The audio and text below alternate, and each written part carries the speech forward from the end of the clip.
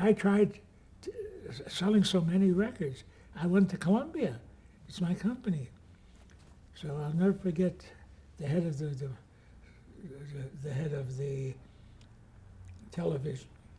He says, "But people don't know you. You're not a star." I says, "Television makes you a star overnight." I tried like mad, and they wouldn't take it. So I went to NBC, and NBC had a series that was losing a lot of money, and they were in less part of it. The Ford company, Ford Motors, had it, and so everyone had given up on it. So they were, in fact, there was one of the lesser guys in the business called me up. He says, "Mitch, why don't you do a special with me on that new NBC series, that old NBC series?" Actually. He said, because they were looking just to fill the last 6 shows. So I said, I called Dan Seymour because I had done a lot of commercials for J. Walter Thompson, for Ford. And so I had access to Danny. So I called Dan up and I said, and he was in charge of Ford Hour, I said, "I have this idea." That's all he asked me was, "Can you do it at $85,000? I said, "Yes." What was the idea? They said the point was, I had money from my royalties. I knew I couldn't do it for $85,000, but I used my own money to make up the rest of it.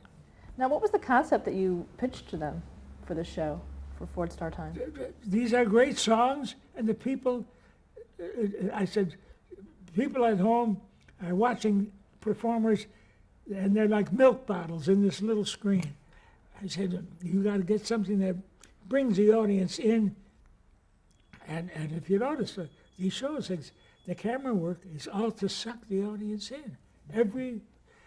I'll never forget, they said, "Well, there's a close-up of Leslie Uggams. You can see her teeth, you can see her tonsils." I said, yes, because otherwise she's way off in the distance and has no contact. Now you watch television, you see one eye now up close. It's a close-up of a close-up. See, you have all these shows and the dates, so you can look at them and you can see the innovations I did, which were just common sense. Didn't take I didn't need a big brain. I said, what makes it easier for the person at home to become part of the show? That's all. And with the camera, with that boom camera walking around there were moves like this that would go for a minute and a half with one camera getting close-ups of the guys. And now that camera has 3 guys on it, one on top, one on bottom, and 2 guys moving. So how do you time that move? So we had a rehearsal hall. It was the same way as the same size as the stage. I'd have it taped, and I'd pay the cameraman to come to a dry rehearsal with no cameras and walk through. Then on top of that, I'd walk with them and talk to the guy with the headset. This was the pace because I knew what the music was coming, so that we'd end up on the right. Because if you do a minute and a half on one with the one camera and it doesn't work, you have to start all over again. You can't make a cut.